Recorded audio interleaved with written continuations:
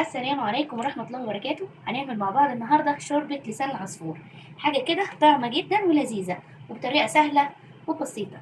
أول حاجة خالص أجيب عندي حلة وأحط فيها معلقة سمنة بلدي أو معلقة ونص سمنة بلدي.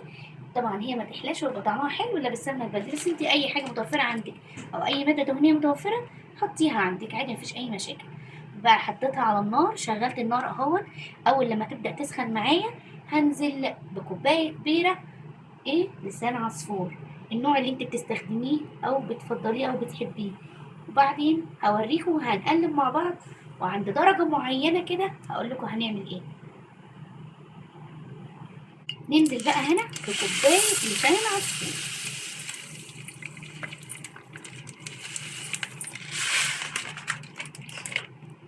نبدأ نقلب مع بعض.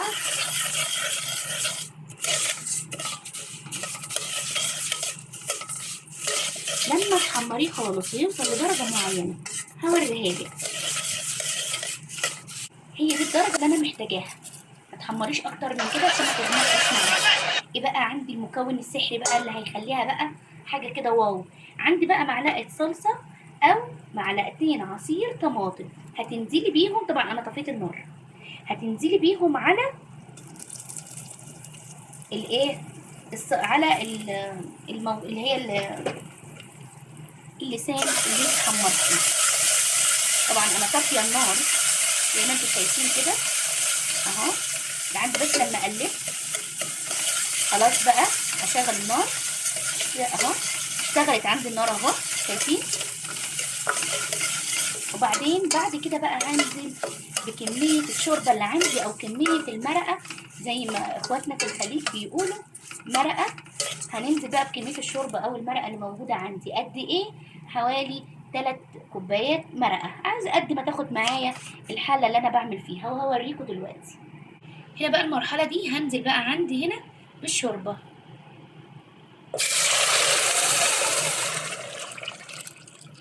يا سلام على الريحة، يا سلام.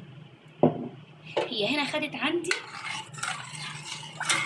الكمية اللي كانت موجودة عندي هي 2.5 كوبايات شوربة. طب وبعد كده هعمل ايه بقى؟ هوطي عليها وهغطي وهسيبها مع نفسها كده في حدود 10 دقايق. بعد ال10 دقايق ان شاء الله هغرفها وهوريها لكم. خليكم معايا.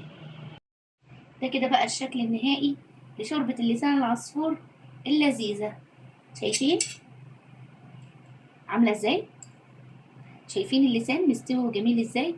طبعا معلقة الصلصة اللي حطيتها ولا زهرة ولا أي حاجة، بس مطعمة طعم اللسان ومطعمة طعم الشوربة. نسيت أقولك على حاجة، لو انت بعد ما تحطي اللسان بعد كده دوق الشوربة بتاعتك وهي بتستوي مع الشوربة، لو حسيتي ان هي الشوربة بقت ماسخة شوية يعني محتاجة شوية ملح، يبقى احط لها ربع معلقة ملح صغيرة، لأن اللسان ده نفس فصيلة المكرونة يعني بيشد الملح. فانت اعملي حساب كده وظبطي ملحك بعد اللسان.